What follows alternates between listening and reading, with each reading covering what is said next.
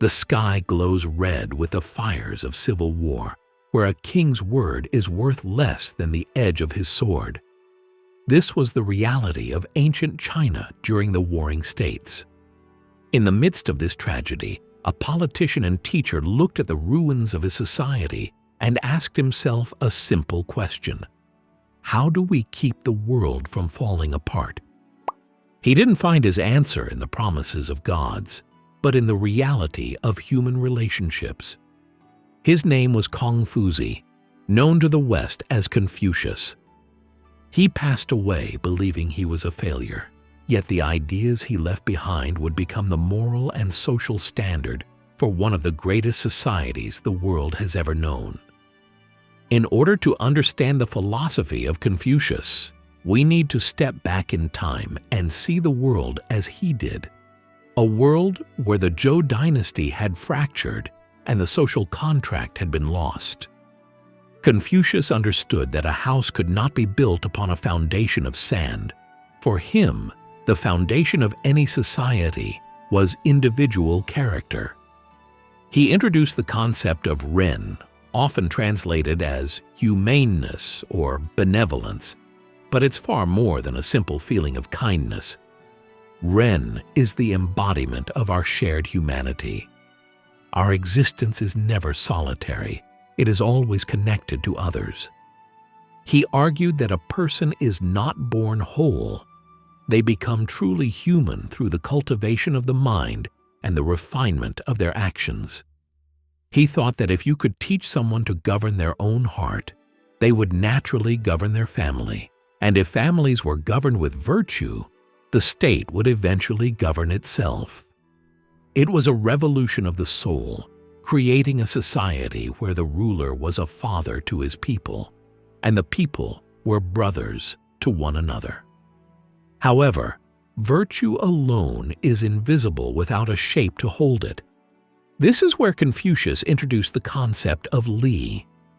To the modern ear, Li might sound like a ritual, but to Confucius, it was the sacred rhythm of life. It's the way we greet a stranger, the way we honor our parents, and the way we conduct a ceremony. These rituals are like a spider web that binds a society together, preventing it from falling into pure ego. Confucius saw his family as the first school of virtue.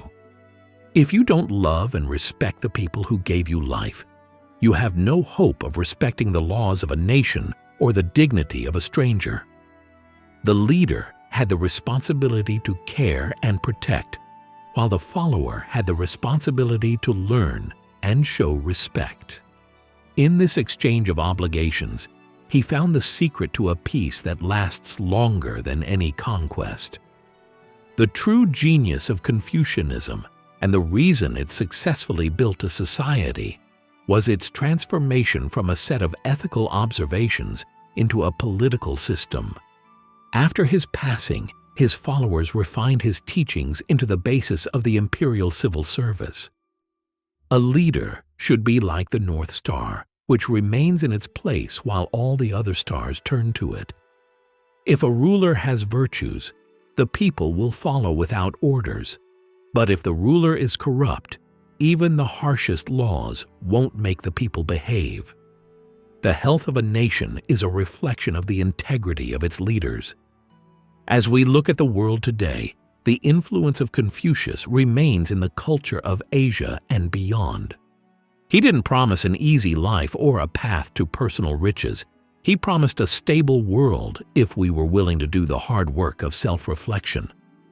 His philosophy recognized that we are inherently social creatures who need structure, meaning, and a sense of belonging to something larger than ourselves. The path to a great society does not start with a political revolution, but with the way we speak to our neighbor and the way we honor our word. While empires may rise and fall on the strength of their armies, societies are built on the strength of their character. One man's search for order in a time of chaos can become a light that guides billions for centuries to come.